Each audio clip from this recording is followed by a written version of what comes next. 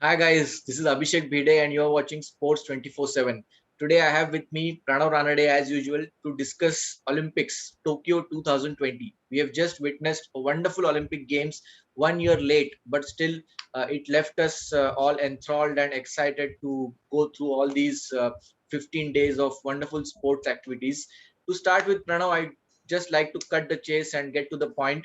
Uh, it always gives us goosebumps to listen to our national anthem, but how special it is it to listen to it at the Olympic Games, especially after a gap of 13 years. Exactly. I remember last time when the national anthem was played in 2008. I was just a teenager and I did not have the privilege to see it live.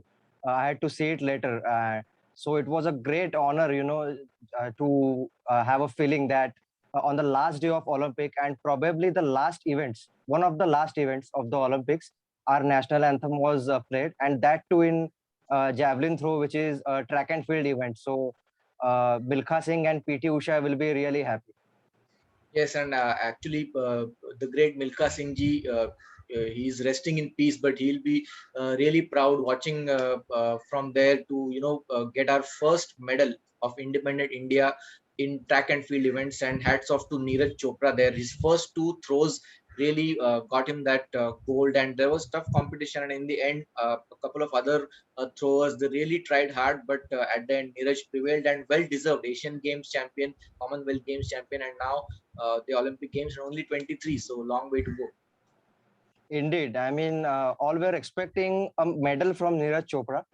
Nobody thought he would win gold, but they were at least expecting maybe a silver or a bronze, because we know that there are a couple of players better than him on any other given day. But Neeraj had completely different plans, and it just needed two throws to seal the gold medal for him. So congratulations to him.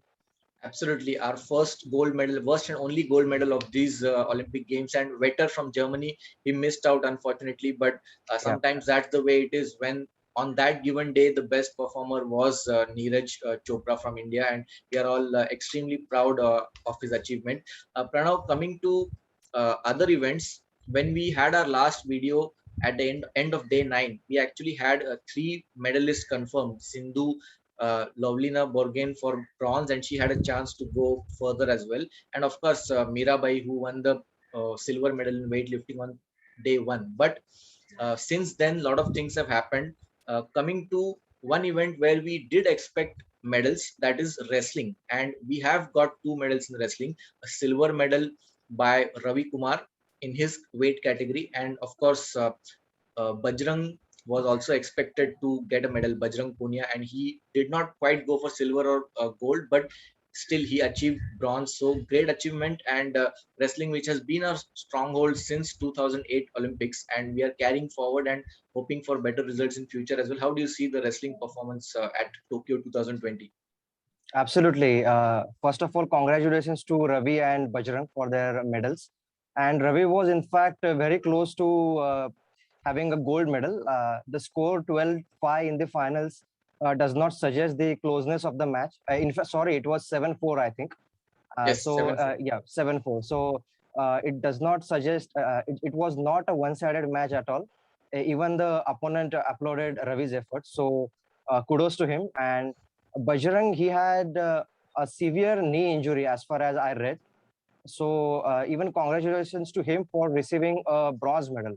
So I thought that in semis he would kind of get exhausted, and similar events happened, but he came back. Yesterday he did not have his knee stripped, so I think he got some treatment in 24 hours, and he literally thrashed the opponent. Absolutely. So, looking forward to even more medals in the next year's Asian Games in wrestling and also in the Paris Olympics.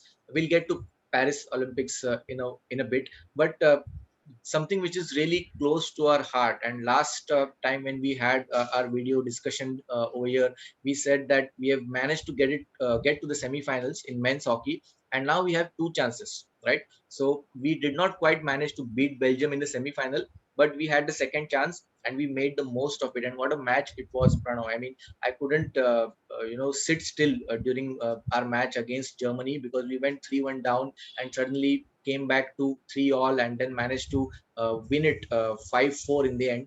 How did you see that match? Absolutely. This hockey journey is breathtaking.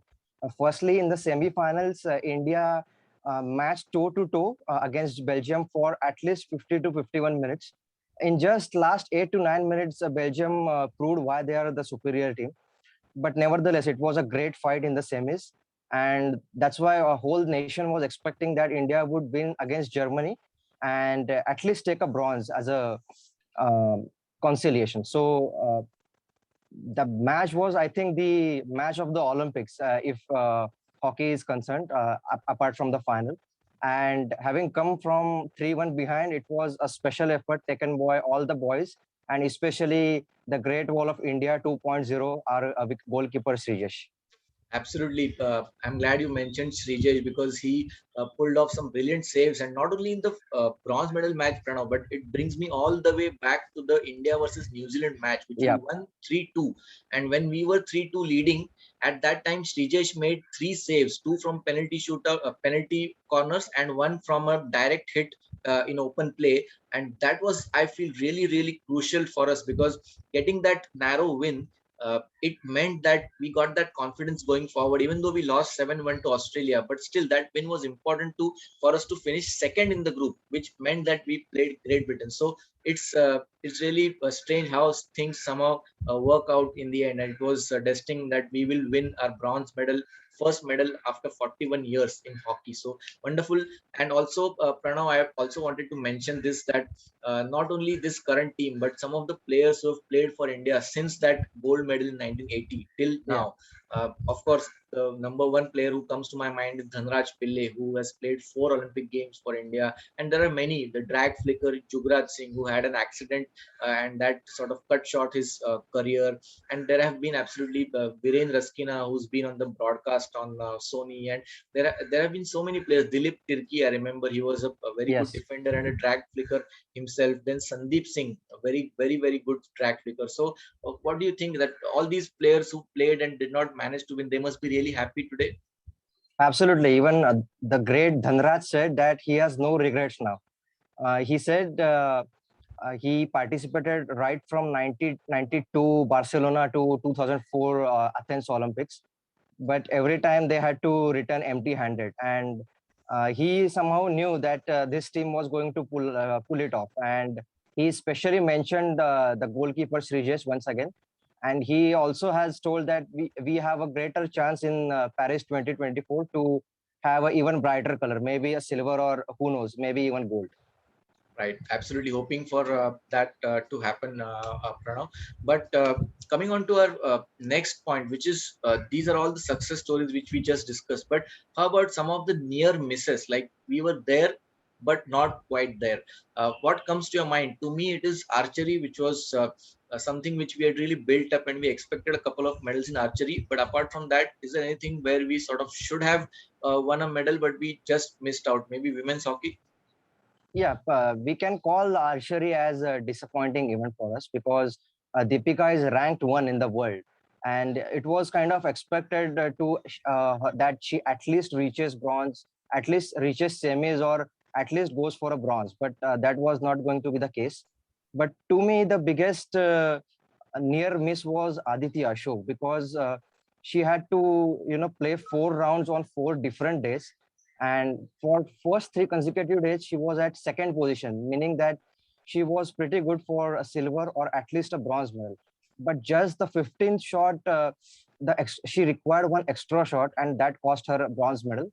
And that was so near but so far moment for me in this Olympics. Right, absolutely. I was just about to mention her as well, but I'm glad you mentioned her. And also, the men's doubles in badminton, they'll be feeling slightly hard done Yeah. by, because they won 2 out of 3 and they were not able to qualify for the next round.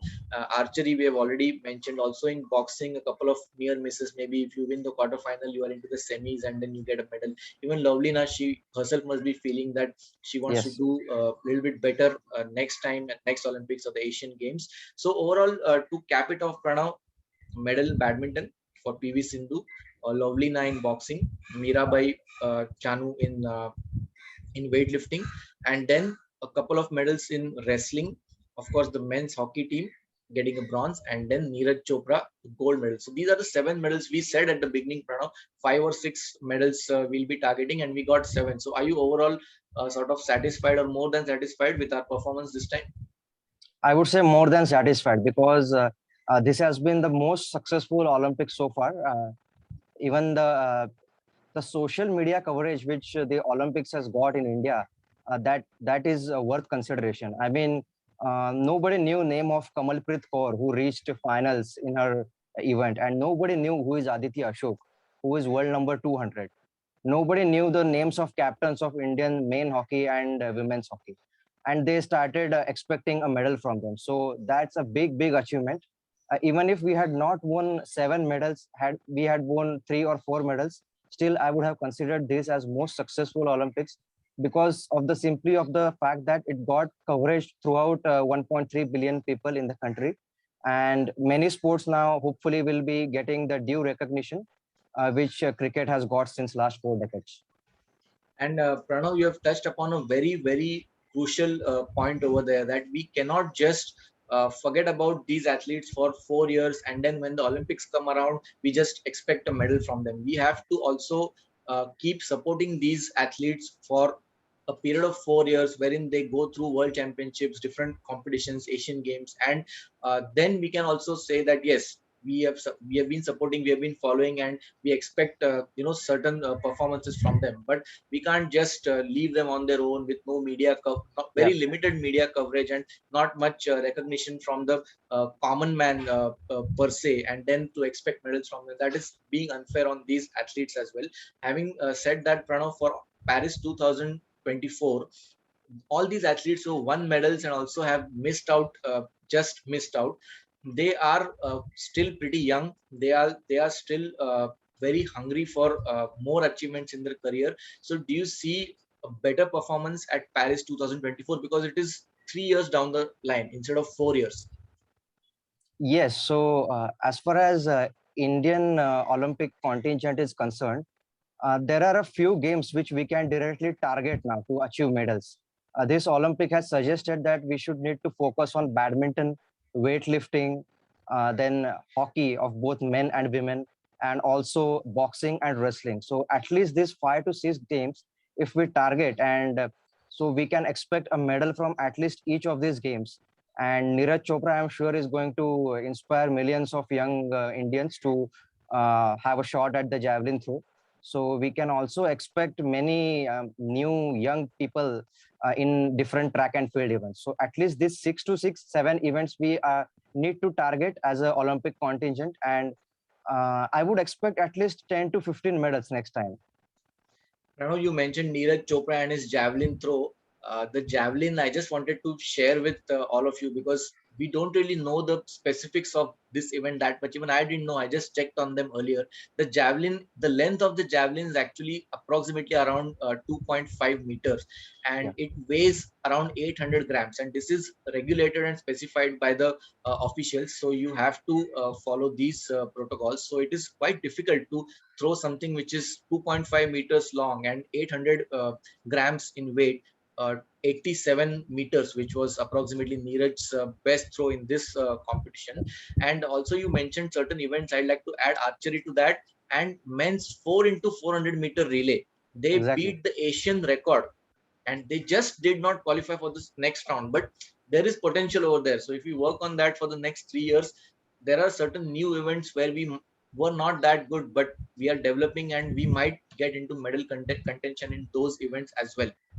So having said that, Pranav, I'd like to sign off on this positive note that for Paris 2024, we will be targeting 15 to 20 medals. Doesn't matter the color, but of course, whenever the gold medal is achieved, the national anthem plays, and it's a matter of pride for all of us. And we also promise our viewers, and we promise ourselves that not only Olympics, but we will be following the Asian Games, the Commonwealth Games, and all Yes. these events in detail, all these athletes in detail, because they deserve to be followed, they deserve to be supported, and they deserve the coverage in the social media and all other kinds of media as well. So thank you, Pranav, for joining me today on this Olympic recap. It has been a great time following Olympics, and we will be following other events in upcoming future as well.